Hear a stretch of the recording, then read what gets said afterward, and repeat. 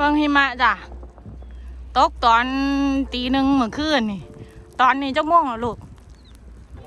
ตอนเที่ยงยังบ่ทันเช้าอยู่จ้ะความสูงประมาณโอ้ยเบิ่งนกหน่อยหนาวชิบเอามันเข้าบ้านมันไม่ยังลูกจับได้อยู่บนหันแก้วมันหนาวค่ะมีเสื้อโลโอ้ยลูกมาถือมาจะอันนี้ให้แม่เดี๋ยวแม่ไปเอาเองนั่นการใช้ที่ห้องขังที่ตรง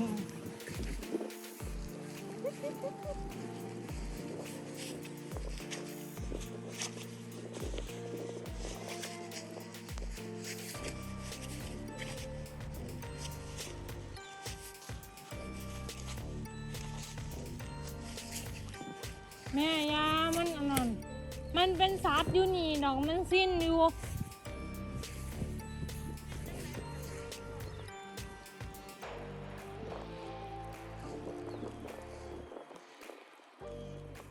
ต้องหน่อยต้องมาจากล่าง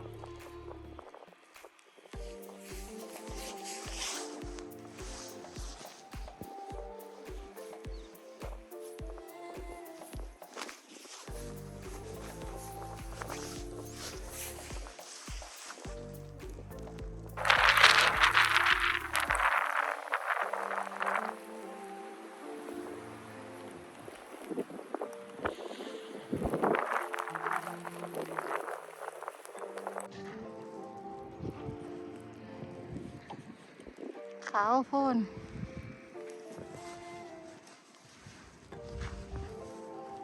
ตกเมื่อคืนเลยจ้ะ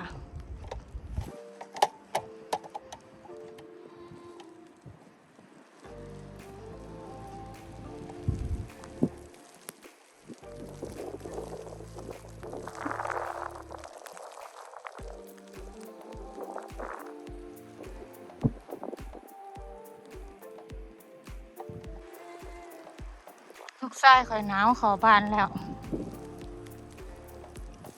เดี๋ยวไปหน้าบ้านกันยังไปหน้าบ้านปะลูกปะคุณยังข้างบ้าน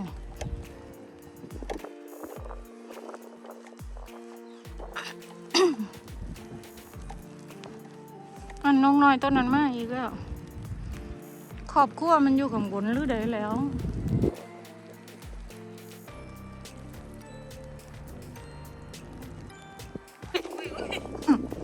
ตายก่อนหนู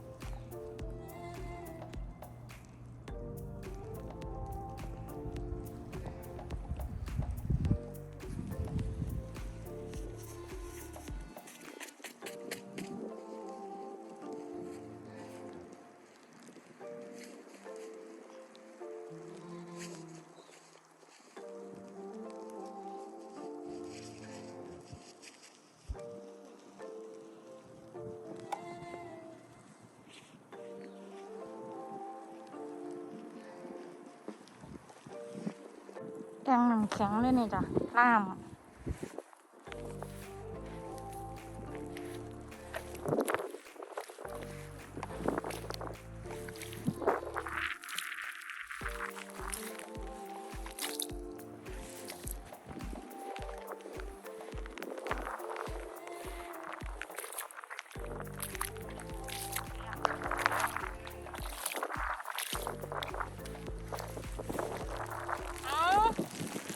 ครับครับ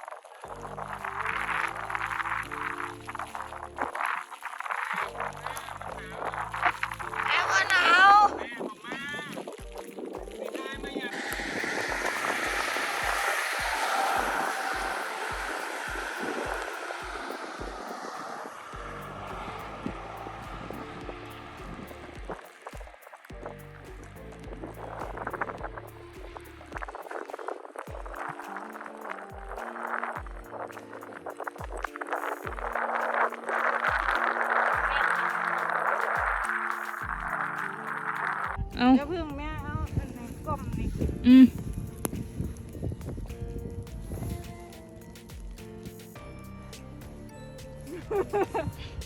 เป็นรอยเลย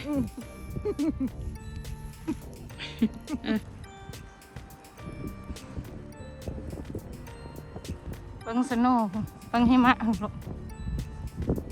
แม่เจ็บ